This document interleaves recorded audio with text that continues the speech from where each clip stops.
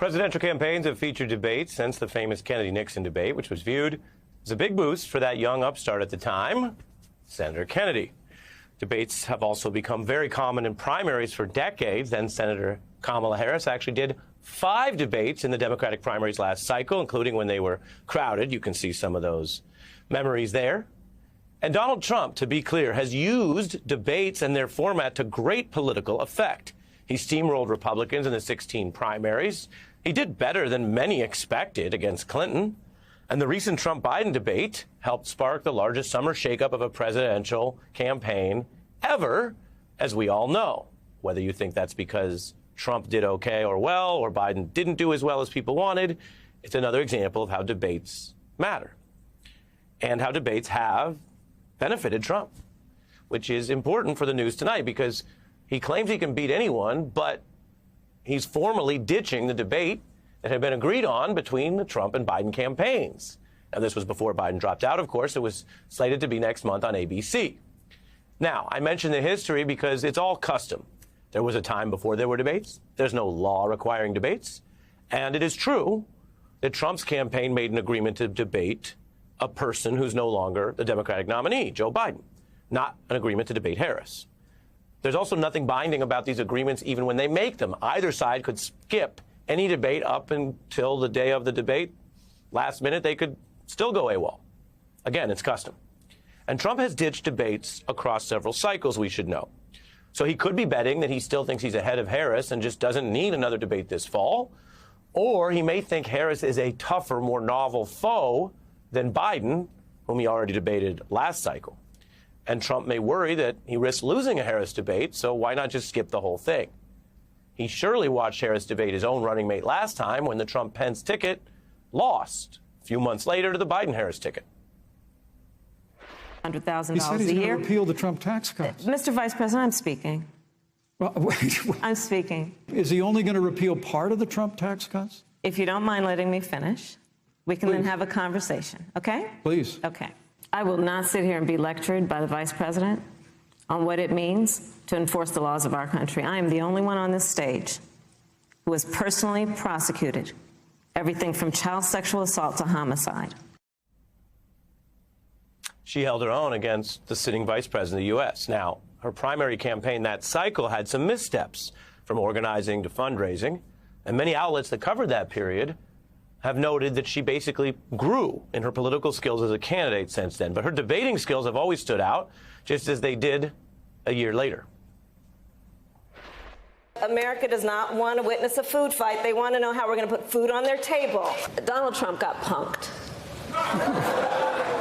When black women make 61 cents on the dollar, as compared to all women who tragically make 80 cents on the dollar, the question has to be, where you been and what are you going to do? And Harris has shown an ability to think on her feet. And you might say, well, of course, isn't that what all national leaders should be able to do? But remember, you could be very good at meetings and studying an issue and solving it and not be as good on your feet. There are politicians who've been very good leaders and don't have that command. In this era nowadays, it is as important as ever with all the clips and viral moments. And she showed her acuity there in debating a Democratic opponent back in her 2016 Senate race. When we talk about absent, I think it is important that you show up and that that's the kind of leadership California wants. I have never missed a close, crucial vote. The record shows that the Congresswoman missed over 70% of the Homeland Security Committee meetings in the United States Congress. The facts speak for themselves. The facts speak for themselves, but in a debate, you have to voice them as well. As promised, we want to bring in Amisha Cross, a Democratic strategist and former Obama campaign official, and former RNC chair and MSNBC colleague Michael Steele back with us. Amisha, your thoughts on Harris's debate skills and how that figures into Trump appearing to back off any fall debate? Well, first and foremost, thanks for having me. It's always great to be alongside the great Michael Steele. But I think that when we talk about Kamala Harris, we have to remember that she was debating long before she was in the Senate. This is someone who's been using those chops since she was AG. This is someone who was using those chops when she was a prosecutor. She knows her stuff, and I have yet to meet an AKA who does not come ready for any debate. So I think that she's someone who is definitely ready and posturing here, but she knows the audiences she's speaking to. I was recently at the National Association of Black Journalists conference in my hometown of Chicago and saw Donald Trump not only not be able to speak to a Black audience, but quite frankly, not be able to message outside of a very small swath of individuals that he's used to talking to. Kamala Harris does not have that problem. She is able to look to the American public and debate in a way that is effective, from people in urban areas to rural areas and everywhere in between. And I think she's also someone who intrinsically is very knowledgeable of not only the room, but more importantly, the people outside of that room who are going to be listening to it. She does her homework, and she is also extremely quick on her feet. She understands the audience. She knows messaging strategy. She is brilliant when it comes to debating, and I think that that's going to carry her extremely far. Yeah, and you mentioned her background, which, again, can matter because this is a presentation exercise, really. There aren't any debates with foreign leaders once you become president.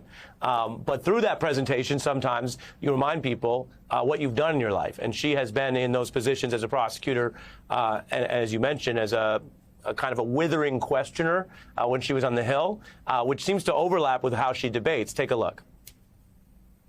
I do want you to be honest. I'm not able to be rushed this fast. It makes me nervous. Has the president or anyone at the White House ever asked or suggested that you open an investigation of anyone? Yes or no, please, sir? The president or anybody else? Seems you would remember something like that and be able to tell us. Yeah, but I'm trying to grapple with the word suggest. Can you think of any laws that give the government the power to make decisions about the male body? I'm not thinking of any right now, Senator. Amisha, that may remind people why Trump is backing off. But as I also mentioned, this is just custom. You don't have to debate anyone. There's no way to make anyone debate anyone in a campaign.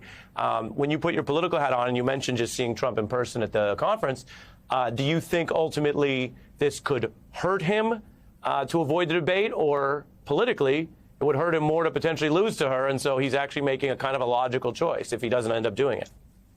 I think it's a little bit of both, because you can't be the strong man who's afraid to debate a woman. This is a guy who's been afraid to debate Kamala Harris, but wanted to jump into a debate immediately and try to steamroll Joe Biden. He's been running away from Kamala Harris since those fundraising goals were beyond met, since she's been able to galvanize public support across the United States and across multiple demographics, ages, regions, you name it. They've come to her. And I think that he's afraid and only wants it to be hosted by a Fox News audience and Fox News, because that's where he runs when he wants to hide from any bit of fact-checking, and as well as any bit of actual questioning that would benefit the American public. But moreover, I also believe that if he was to debate her, Trump would fall flat on his face. He just does not have the debate chops that are necessary to withstand all of the blows he would take from Kamala Harris, who, unlike several people he's debated before, would not let him weasel his way out of the truth. Kamala is used to prosecuting the case. She is the prosecutor who will face someone who is a convicted, multi-felony convicted criminal, and she will not only win in that debate,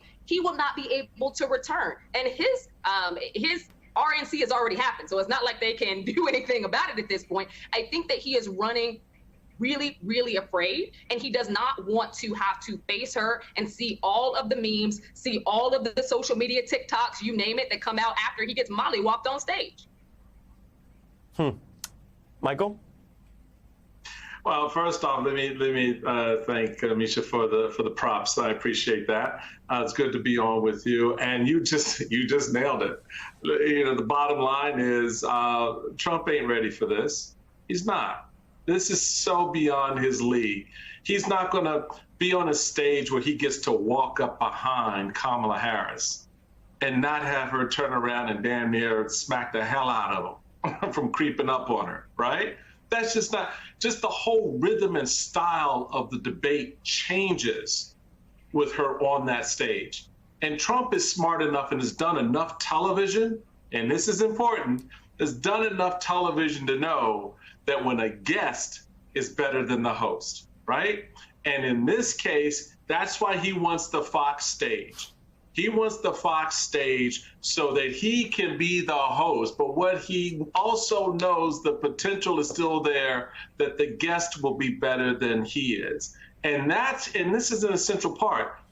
He's thinking that the old Fox is going to be the one in the room on that stage asking the questions. Not necessarily so. You look at how Fox interviewers and hosts and so forth have dealt with a lot of Trump and Trumpism since, the recent iteration of the campaign. It's not this, oh God, whatever you say is gold kind of approach.